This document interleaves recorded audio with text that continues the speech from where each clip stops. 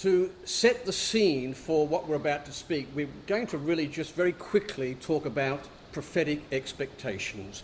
What is it from the Word of God that we know, have confidence in relation to affairs around the world? The Most High ruleth in the kingdom of men, as Daniel said. Well, we read Ezekiel 38 this morning, didn't we? And Ezekiel 38 speaks about a coalition of countries, particularly Rosh, Meshech and Tubal, Gomer and Magog, which are representations of Russian and European powers. And the clear expectation of Ezekiel 38 is that there will be a dynamic alliance between Central Europe and Russia. And on the other side of the fence, there will be an opposing force led by the merchants of Tarshish and Sheba and Dedan. The merchants of Tarshish, a representation of Britain and America, Australia and countries like that. And therefore we expect to see this divide between these two alliances to continue throughout world events. And we're going to see this afternoon exactly what's happening in relation to that. What is also interesting is in Ezekiel 38, we read there Gomer and all his bands, Togarmah and all his bands. Gomer and his bands means that there is an independent army which is linked with Western Europe. And we're going to see this afternoon that's exactly where Europe is headed militarily. We're going to assume some Bible knowledge. We read this afternoon of a little horn with eyes and mouth that prevails until the Ancient of Days destroys it. So this power, this joint power between an emperor and a pope, a Holy Roman Empire, will exist until it's destroyed by Jesus Christ. And therefore we expect to see the reformation of this Holy Roman Empire, this joint power between the papacy and a military organisation. Thirdly, from the book of Revelation, we're going to see that eventually the European powers are going to cede their authority to this central power. So whilst there will be independent countries like France, Germany, Austria, Italy, Spain, eventually they will give all their authority and power to a central reformed Holy Roman Empire. It will exist just like it did in ancient times and be destroyed by Jesus Christ. And the last prophetic expectation is in relation to the papacy itself, that the European beast, this animal that we read of in Daniel 7 and also Revelation 17, will be controlled by a very strong and powerful papacy. And this force is a force which is being unleashed across Europe today. So very briefly, that's our prophetic expectations. And we're going to see that the events of Europe are exactly that. Sweeping changes, most certainly. This was an editorial from The Guardian last year. A tide of political change is sweeping across Europe. Old structures born from the continent's post-war political landscape have worn thin or are coming loose. A new normal arises in which once tightly held beliefs and clear left-right divides are dissolved. Voters want something new that doesn't fit old, failed patterns. And that mood is not only sweeping across Europe, it's sweeping across the world. Populism, we're going to see this afternoon, is a new force that's turning the world on its head. Quite a remarkable change. Now, this afternoon, we're going to talk about 8 key sweeping changes. And all of these sweeping changes have an impact upon Europe, and they align itself with our prophetic expectations from the scriptures of truth. Here's the first, Brexit. What a turmoil this has created in Britain and in Europe. And every time you read of negotiations falling over in this negotiation, you find in fact that the animosity between Britain and Europe only increases. The frustration increases. And where there was once this sense of Britain belonging to Europe, that's no longer the case at all. The Centre for European Reform made 3 points about Brexit. Firstly, it is a momentous event. So we're not talking about just something which has just happened. It is a momentous event in the history of Europe. The history of Europe, that's 1,000 years worth of history. This is a momentous event. Because what it's doing is it's extracting Britain from everything European. Britain, in the end, will oppose Europe and Russia at Armageddon. And therefore, this removal of Britain from this continent is significant. It's a momentous event, says the Centre for European Reform. Secondly, the fear of German dominance, why EU politicians are so horrified by the prospect of Brexit. So one of the key analysis of this situation is that removing Britain will elevate Germany, Central Europe, the Magog of Ezekiel 38. And lastly, the US worries that without a firm UK supporting Merkel, the EU may relax sanctions on Russia. So there will be a tilt of European influence towards Russia. Now that is precisely what the Bible has predicted. Greater German influence, removal of Britain from the affairs of Europe, and a leaning back towards Russia. It's fascinating. It's what we expect from the scriptures of truth. Klaus Well, the Secretary General of the European Parliament, says that Brexit certainly means losing capacity, but it also means that we gain the capacity to act. We're on the move again. It will be a different union from now on. So there are winds of change sweeping within the corridors of power within Europe itself. And what they find is that this fear of other countries leaving the EU will no longer apply. There's this sense of wanting to get together and make it work, which is quite remarkable considering what's happening. There is life after the EU, after Brexit, says this particular European Council of Relations. The political ball game in Europe will change profoundly after Brexit, it says.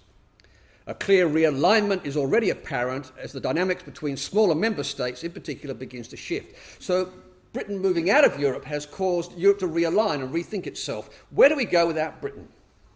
Well, we know exactly where it will go without Britain. It will consolidate into this singular power in alliance with Russia. We can smell a change in the air. Europe is moving again. The direction of this movement is unknown and the obstacles are many. But political energy is percolating in all corners of the Union. Many countries are eager to make use of it because it doesn't fit old failed patterns. People have had enough of old failed patterns. They want something new, something dynamic. And that will be a vastly changed European Union eventually, in which the papacy and this central power will in fact dominate European affairs. Quite remarkable, isn't it, that Brexit has triggered all this renewed thinking of where we go politically in Europe. And one of the significant changes of that is that with the removal of Britain from Europe, Europe now sees itself as particularly necessary to develop an independent strike force. The EU strengthens cooperation on security and defence. In fact, that map there demonstrates the number of theatres in which at the moment European forces are currently involved. A lot civilian, but some military. And what is interesting is that one of those is in Palestine. They don't use the word Israel, they say Palestine. It's not a recognition of Israel's occupation of that land. It's interesting that this emergence of a military aspect of Europe has found, in fact, dominance in this phrase, PESCO. PESCO stands for Permanent Structured Cooperation. It's a historic step because the deal fulfills a 70-year-old ambition among European nations to integrate their defences and marks the biggest move in at least 2 decades to match the EU's economic clout with a military clout. It's quite significant. Britain in Europe was the brakes on the engine. Britain was the stalwart supporter of NATO. With Britain removing itself from Europe, that's now asking the Europeans to rethink their military strategy. And they want an independent force. It's exactly what Ezekiel expects, Gomer and all his bands. And of course, as we expect, PESCO is the EU army one step closer, and it has France and Germany, Gomer and Magog, as its central foundation plank. The prospect of a European army has gained momentum following a historic agreement by 25 member states. The new defence cooperation PESCO should reduce the EU's reliance on NATO. Quite remarkable, isn't it, that all of a sudden we have this feeling of nationalism and militarism because Britain's leaving. So it is a sweeping change, and that only will accelerate, a dramatic change. The second significant factor sweeping Europe is what we call the Trump factor.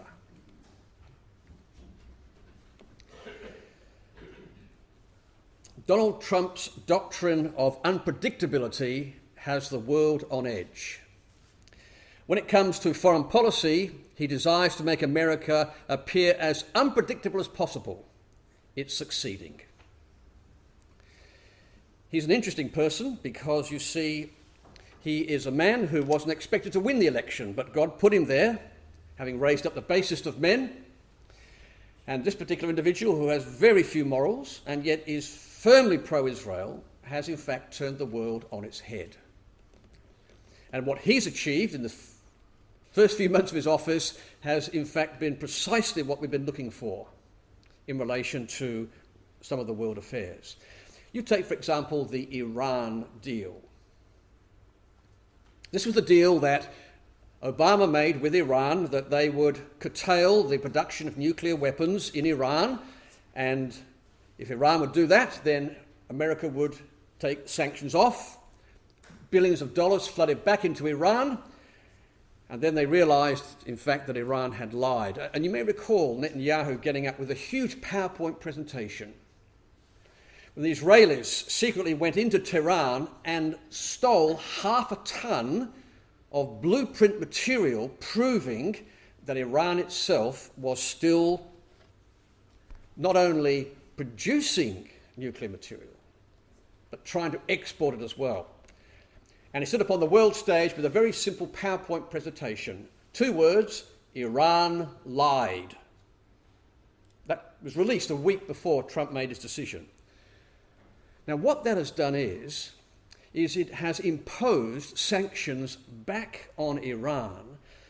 But the problem is that Europe's disagreed with that. So whilst Trump breaks with European allies over this horrible one-sided nuclear agreement, what it's done is put a huge fissure, a huge gap between the US and European relations. Because what those sanctions means is that German companies and French companies and other European companies can't do business in Iran without facing huge penalties. There's an economic cost. And so what happened was that Europe not just hit back, but punched back after Trump's decision.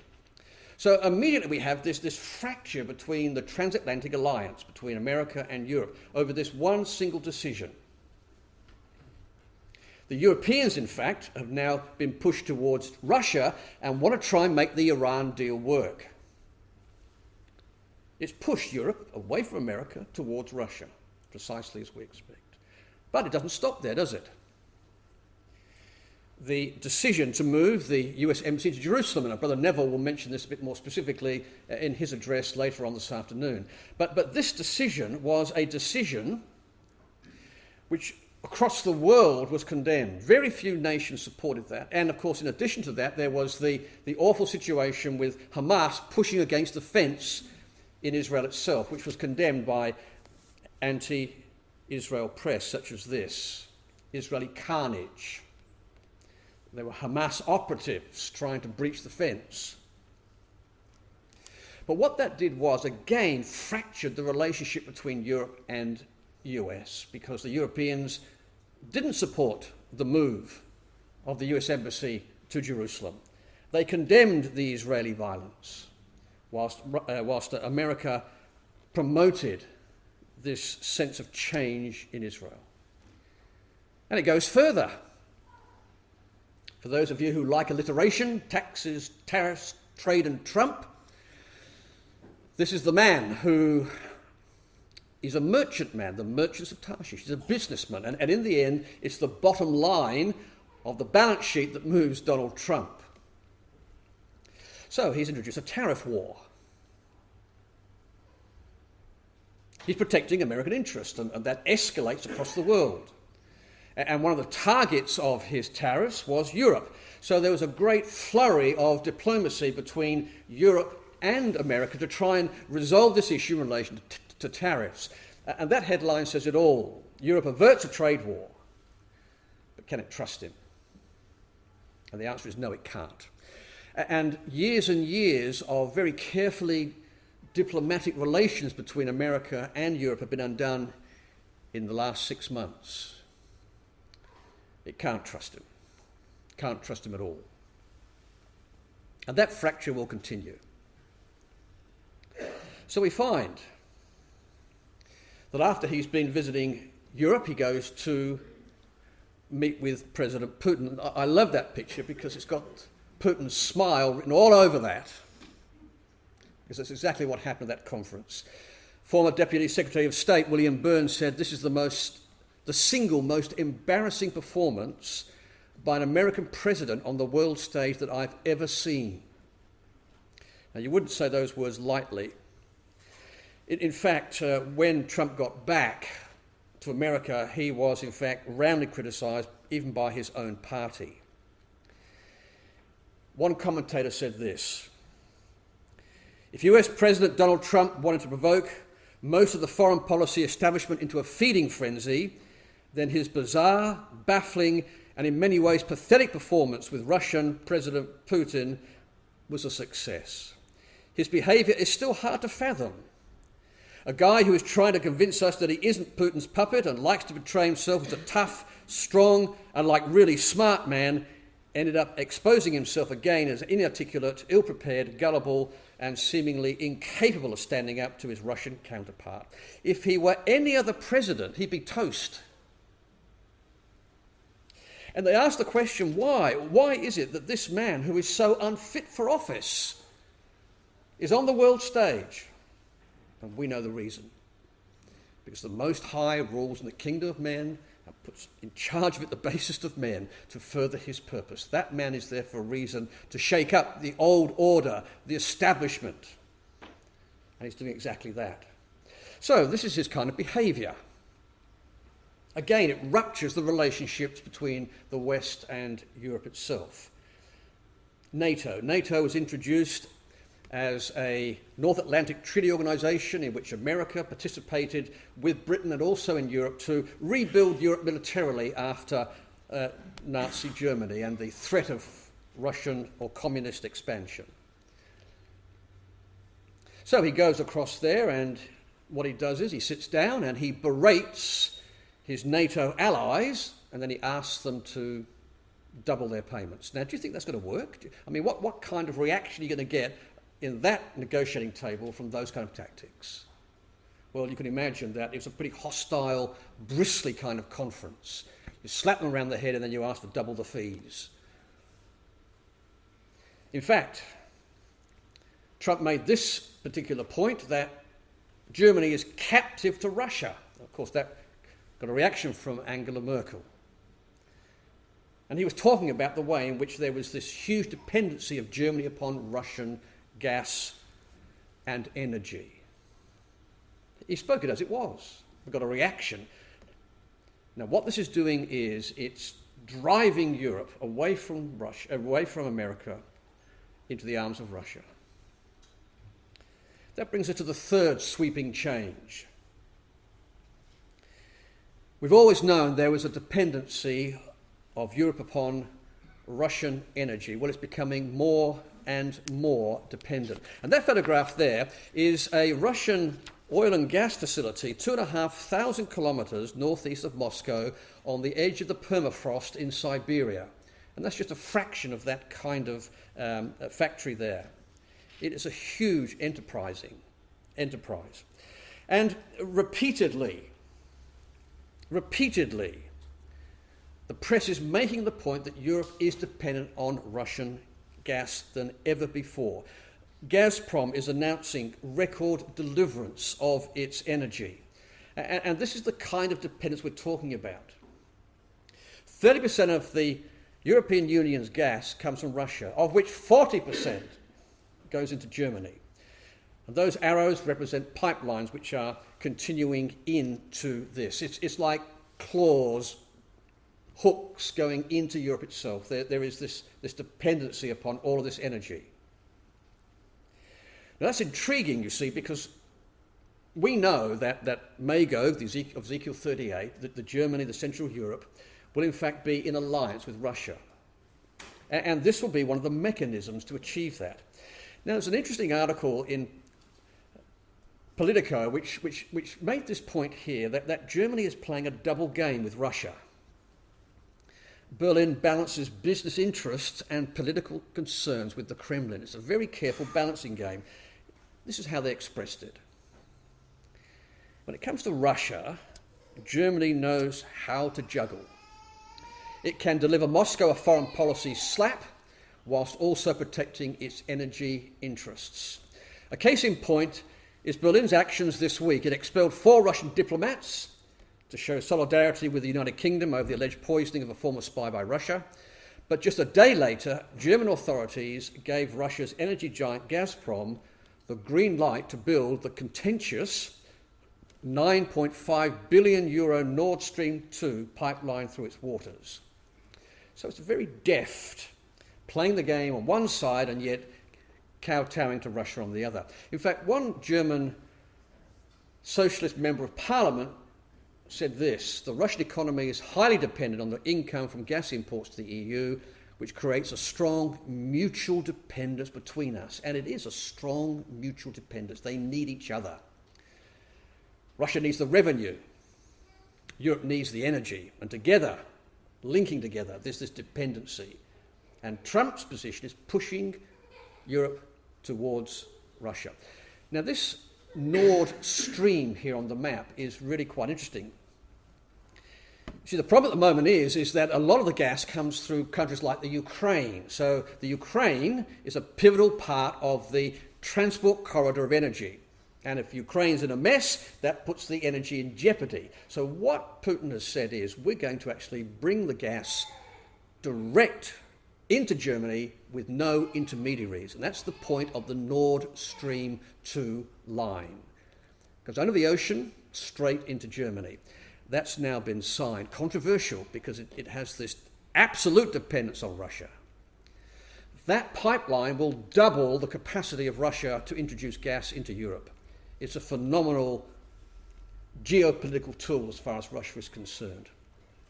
They've signed that, and that mutual dependency will increase until finally Magog and Russia together. The fourth great sweeping change in Europe is in fact this whole issue of illegal immigration. And this event has in fact created enormous pressure within European politics, as well as the relationship between European countries.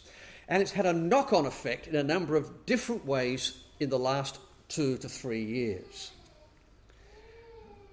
These migrants are fleeing from awful conditions in North Africa.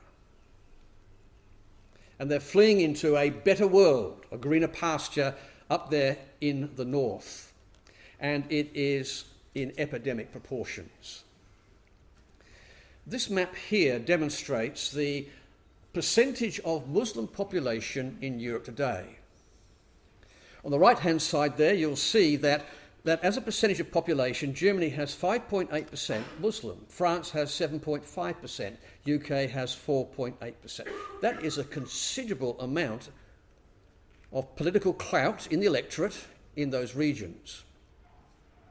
An enormously strong population of Muslims. And they've all come, sorry, not all of them, many have come through this corridor of illegal immigration.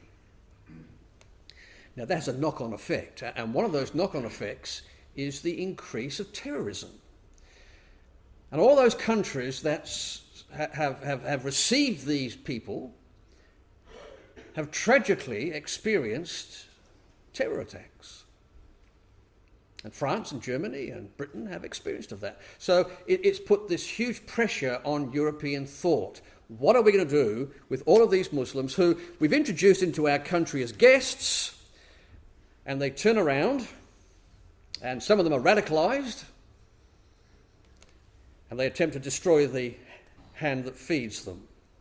Well, that creates a number of knock-on effects. And one of the huge changes is the pressure put on the Jewish people living in Europe. The Atlantic had an article, "Is it time for the Jews to leave Europe?" For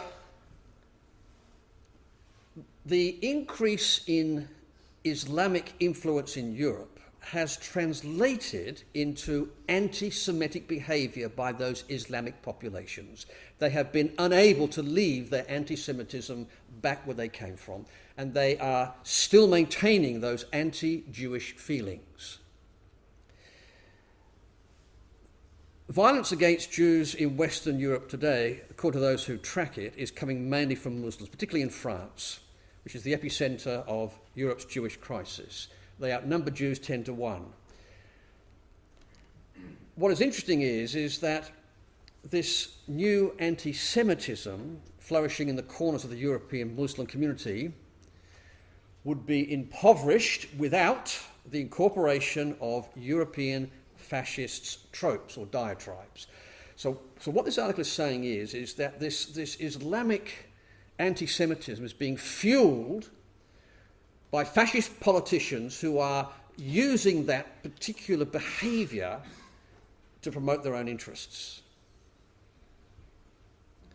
So one Jew said, "I am worried about sending my children to a Jewish school because they're targets, but in public schools, Jewish kids are themselves individual targets. So it doesn't matter what education I send them to, in the end they are targets of anti-Semitism." And that's only increasing. In Rome last summer, "Anne Frank is a liar" was sprayed on the walls of the former Jewish ghetto. And even in England itself, more than half the British Jews surveyed said they fear Jews have no future in Great Britain, even in places like the UK, which you think would be more tolerant of this. You see, European Jews don't have a bright future. A declining population, the return of the old habits of anti-Semitism, the rise of far-right politicians are all contributing to this sense of we hate the Jews. The Holocaust, as a concept, held Europe at bay with a conscience. And that's now changing as people no longer have the memory of the Holocaust in World War II. And all that means is that this continual radicalisation of Islamic people is having an effect. So the Jerusalem Post ran this article, "The Toxic Reality of Anti-Semitism in Europe. It's not only dangerous for Jews to oppose Europeans having their own national and cultural identity, it's morally wrong. Anti-Semitism in Europe has become mainstream and normalised at a level not seen since the Second World War." So says the president of the European Jewish Congress. "There has been an increase in open, unashamed and explicit hatred directed against Jews." And all of that will have a continual national focus when Russia and Europe will try and eliminate the Jewish state itself. And this anti-Semitism that's brewing and becoming more dangerous by the hour, parallel to World War II when Hitler was in control, that will have a national focus, and in the end Israel as a nation will be targeted by these people. Tragic. It's as if a veil lowered after the Holocaust has been lifted to reveal that very little has changed. What a tragic situation. A tragic situation. And that brings us to our sixth sweeping change. You see, because the increase of illegal immigrants, the increase of this phobia against the Jewish people by the Islamic immigrants, has led to a rise of what's called populism. What is populism? Populism is mainly right-leaning, and one commentator said it's the most sweeping change in the 21st century in Europe. Let me read these words from the Brookings Institute. The Brookings Institute is a group of international leaders from government and academia. The rise of populism, mostly right-leaning, is the most important European political development of the 21st century. Now, those words aren't written lightly. It has eaten into support for traditional centre-right parties while dealing a knockout blow to the centre-left. So traditional parties, left and right, have been devastated by the rise of populism. The result is the end of the centre-left, centre-right duopoly that has dominated European politics since the end of World War II. So we're talking about a political change in the way Europe's been run for the last 70 years. Party systems throughout Europe have fragmented and most have shifted toward the right, and the rise of populism has opened the door to increased Russian influence throughout Europe. That's a staggering thing to think about. A dismantling of the old regime. This is like French Revolution stuff. This is like 1848, which is the revolutions that swept Europe. This is a significant change where populism is on the rise and it's going right, to the far right. And it's opening the door to Russian influence. Isn't that what we expect? Of course it is. So we find when we draw a graph of the rise of populism across Europe that countries like Hungary and Greece and Poland, Italy and the Czech Republic are all front runners for these kinds of governments.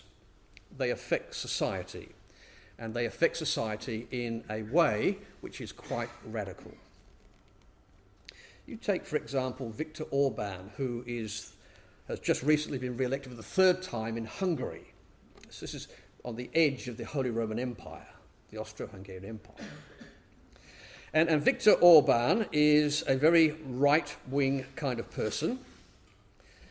He is definitely pro-Russian, and particularly he is pro-Christian. He's prone to give long lectures on Hungary's historical role in defeating Islam and defending European Christianity from Muslim invasion. Hungary was at the forefront of that, actually. When the Islamic power swept through the 1600s into Europe, Hungary was the one that managed to stop that advance. This man is keen to go back to the Catholic roots and say how we defeated Islam. He's put fences around the country preventing more Islamic immigrants coming in. This is what the article said from the Financial Times. Because Putin's embrace of ethno-nationalism and religious traditionalism has proved attractive to populist movements, their rise has strengthened Russian influence throughout Europe. He, that's Putin, offers an attractive model of unapologetic patriotism and national confidence, opening the doors to authoritarianism and the erosion of individual liberties. And that's the populist kind of government of Hungary and Poland and Czech Republic and even a little bit of Italy. Nationalistic, traditional Christian roots, erosion of individual liberties, authoritarian rule. This is almost turning the pages back to World War II, isn't it? It's almost turning the pages back to that kind of atmosphere. Catholicism thrives in that kind of atmosphere. Traditional Catholic roots, patriotism, this is on the rise. So we find, for example, that in Austria, just next door, the coalition government with a far-right party takes power in Austria. Here's the youngest leader in the world, 31, Sebastian Kurz, swept to power, very popular, very charismatic, far right in Austria. This is the birthplace of Adolf Hitler. So, one particular diplomat wasn't very diplomatic. He said this: Islamophobic, anti-Semitic, xenophobic, anti-immigrant parties are on the rise, and this movement's in power in Austria. He hates Muslims, he hates Jews, he hates immigrants. It's on the rise. So we find that when he came to power, that there were demonstrations outside the parliament and they were waving flags which said Nazis out of parliament. Even their own people recognise this individual is so far right that the parallels are ominous. So just the other month, he shut down 7 mosques and exiled a number of imams. See, Austria is home to 700,000 Muslims. Now, all of this plays to the people. All of this plays to a political audience. It's highly right-wing, and this populism is sweeping Europe. So, for example, even in Italy, which is the first Western European country to experience a populist government, we have a change there. We have this, I'm sick and tired of the old, we're going to bring in something new, something to shake up the known order. And Giuseppe Conte is sworn in as an anti-establishment government, where these right-wing parties have now made a coalition, moving and demanding change in Europe. It's quite significant. And commentators are saying that we need to watch this space. Things are on the move, and we expect the eventual result to be this reformed Holy Roman Empire, a strong central government with a dominant Catholic Church. But the Europeans are fighting back. So we find there's another change happening within European politics. European politics is turning French. This is interesting because you see, this man, Emmanuel Macron, is also a very young leader in France. And people were interested to know how this man came to power because he was fighting right-wing populism. Marine Le Pen, you may know of her, she's a right-wing French politician. And people expected Marine Le Pen to sweep into power and to have this other right-wing populism happening everywhere else. So how was it that Emmanuel Macron got into power? And therefore they study the way in which this man led his government to power. In fact, he's also a bit of a populist, but he's a centre populist. And his platform was very interesting. He also condemned the old way of doing political business, but his solution was less radical than the right. In fact, his solution is quite interesting. At the beginning of the year, there was a huge tiff between Germany and America. Donald Trump personally snubbed Angela Merkel, and Macron stepped in to try and pick up the pieces. And what he did was he, over the last 12 months, has given a new vision for Europe. And as the article says there, the French president has a vision to lead the deadlocked EU out of crisis and towards greater integration. But can he carry the rest of the bloc with him, especially the troubled Germans? So this is interesting. Can you see the pattern happening here? Illegal immigrants. That puts pressure, we're talking millions of people, that puts pressure on politicians. That changes the picture of Europe to populist government. That in turn has a pressure on Jews. That has a pressure on other people. And that in effect has another knock-on reaction of people who want the European Union to succeed to also fight back against populism, and that's what Macron's doing. So his vision is very clear. He wants an integrated Europe. That's an interesting language, isn't it? So what he does is he says, well, look, the current European position is really untenable for 3 reasons. Firstly, individual European countries are too weak on their own. And when you see that word weak, for those of you who like Bible echoes, that's almost Daniel chapter 2, isn't it? Where you have the feet of iron and clay, partly strong and partly weak. He said individuals are weak. This country and that country. Secondly, we have no common political clout. We all seem to have a diversity of political views. We somehow have to change that structure. And we don't seem to have a single economic vision with a shared government. So how are we going to change Europe, he says? Well, the first thing he says, I want larger European sovereignty. I want to bring all of these nations together in a single European entity and have a single European doctrine, a single European budget, a single European army, a single European everything. That's exactly what we expect to happen. I want, he says, the creation of single de facto state. I want to reform Europe, to have a European-wide referendum. And if you're not in the game, you'll be left out.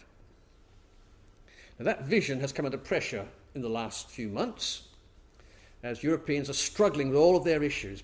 But that's Macron's vision, and he wants to make it through. In fact, he recently received the Charlemagne Prize, which is the prize which you give politicians and leaders for unifying Europe. And as he received that prize, he said to Angela Merkel, "I am still out to change Europe." It's French, it's the French Revolution influence, but it is a tighter, integrated, large community, a United States of Europe. That's precisely what is happening. That will probably prevail, and populism, however that happens, and he's a populist governor, may in fact take a more centre stride. We will wait and see. But the other huge thing with Macron is this. He's made overtures to the Catholic Church. Now, the French, in the French Revolution, dismantled the Catholic Church and separated church and state. It was a revolution in so many ways. And when this man in France, in Paris, got up and said, we need stronger ties with the Catholic Church, that sent off all alarm bells throughout France. But you see, this man has a religious background, a Catholic religious background. And he's interested in bringing Catholicism into the heart of Europe. It's exactly what we expect. Fascinating. And that brings us to the eighth part of the sweeping changes within Europe itself. And it deals with the papacy, the papal influence in EU politics. It's on the march. There was an interesting survey done, actually. The Washington Post published this under the heading, "Catholics like the European Union more than Protestants do." This is why. It's the most unusual title to have for a newspaper article. In their new book, Religion and the Struggle for European Union, the political scientists Brent Nelson and James Guth explore an unlikely source of support for and opposition to European Union. It's called religion. And public opinion surveys from as far back as the 1970s show that Catholics tend to favour European integration and Protestants tend to, in fact, resist it. And they give an interview on their book, really quite interesting. So one of the comments was this, that Catholics see Europe as a single cultural whole that ought to be governed in some coordinated way. They're happy with the whole of Europe concept. Protestants, on the other hand, have seen the nation state as a bulwark against Catholic hegemony, and they have been very reluctant to give it up. Isn't that interesting? Just this religious perception of power. Catholics are very happy with a supranational, a huge hegemony, whilst Protestants like individual countries. Catholicism has always been a universal religion. It was the successor to the Roman Empire, and in Catholic theology and ideology, there's always been an emphasis on the unity of Christendom. Even today, even though the Pope doesn't claim secular authority, there's still supernatural governance within the Roman Catholic Church. So Catholics have always been comfortable, even if subconsciously, with the notion of a supranational governance, a whole integration with one head. They're comfortable with that. So they asked the question to their respondents, is Catholic support for the EU a result of explicit church guidance, or is it simply an implicit cultural value? Has the Catholic Church actually been pumping out a message politically? It's both, says the answer. The Catholic Church has explicitly supported European integration since World War II. It has a political agenda. Every pope since the end of World War II has been very supportive of the EU. In 2014, Pope Francis gave a talk at the European Parliament about the need for the EU to rediscover its vision. Catholics are getting cues from the top, even if they're very subtle. So the Catholic Church has a political agenda. And very subtly, it says we want an integration of Europe, with Catholicism, of course, at its head. So we find that Pope Francis has received the Charlemagne Award. This is normally for political leaders. He gets the prize for his attempt to bring together European unity. The 60th anniversary of the European Union was held in the Vatican, and I think ironically it was held in the backdrop of Michelangelo's The Last Judgment. How ironic is that? You can't miss him, can you? All in white, all in the centre, he is a unique. You don't see the Archbishop of Canterbury there. You don't see any Muslim authorities there. You don't see the head of the Reformed Church there, but you do see the Pope. He's always in the centre. He made a speech. He, in fact, castigated the European leaders, and this article says that when he spoke to them the second time round, it was less of a rebuke. He's influencing. EU risks dying, needs new vigour and passion, says Pope Francis. He's in there making his voice heard. In a recent conference of bishops and politicians, the Pope said this: "In our day, Christians are calling to revitalise Europe and to revive its conscience, not by occupying spaces, but by generating processes capable of awakening new energies in society." And by Christians, he means Catholics. We are called to revitalise Europe, he said. That's our position. This is to the lay population out there, the millions of Catholic adherents. You're needed to revitalise Europe. It's a cue from the top.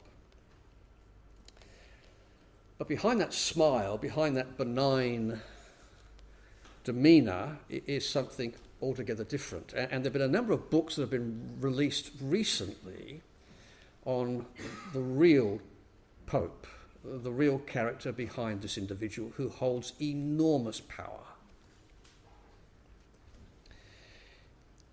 Here is the advertising blurb for this book. Could Pope Francis be the most tyrannical and unprincipled pontiff in modern times? Yes, says church historian Marcantonio Colonna, which is a pseudonym, in his controversial yet judicious new book, The Dictator Pope. By the way, this is a bestseller at the moment. Close observers in his native land already recognised Francis to be a manipulative politician, skilled at self-promotion, a disciple of the populist dictator Juan Perón. And behind the benign smile of the people's Pope, Colonna reveals a ruthless autocrat, aggressively asserting the powers of the papacy in pursuit of a radical agenda. Those are bold, challenging words. Behind the mask of a genial man of the people is a Pope who cares shockingly little about the theology or liturgy, but is obsessed with his own power and given to profanity-laced outbursts of anger. It's the eyes and mouth of the little horn of Daniel 7. Allying himself with the most corrupt elements in the Vatican, Francis rules by fear. He has obstructed or reversed the very reforms that were expected of him and attempted to alter Catholic teaching by subterfuge. The Dictator Pope is essential reading to understand one of the most enigmatic and dangerous figures to occupy the see of St. Peter. Those are controversial words. And there have been several other books recently released which tend to suggest that kind of picture of the papacy itself. Behind the benign smile is a person who cares very little about religion, but all about self-promotion and politics. That's the face of Revelation 17. Because this is the final picture of Europe. Revelation 17 describes an impure woman, drunk with immorality and violence, sitting astride a European beast, guarding and controlling it, not only to invade Israel with Russia, but also to resist the Lord Jesus Christ when he returns. Come out of her, my people, was the warning of Revelation 18. Have nothing to do with that system. Nothing at all to do with that system. This is the enemy of the last days. It is a frightening picture. And it's a picture that is, in fact, being seen developing in Europe today a very strong Catholic presence in a very troubled European theatre. So as we bring our comments to a conclusion, we can take hope that the Lord Jesus Christ will soon be in the earth, that these trends that we're seeing are in fact confirming the prophetic jigsaw puzzle that we know to be true. And this whole system will in fact last until it's destroyed by Jesus Christ. Even so, come, Lord Jesus.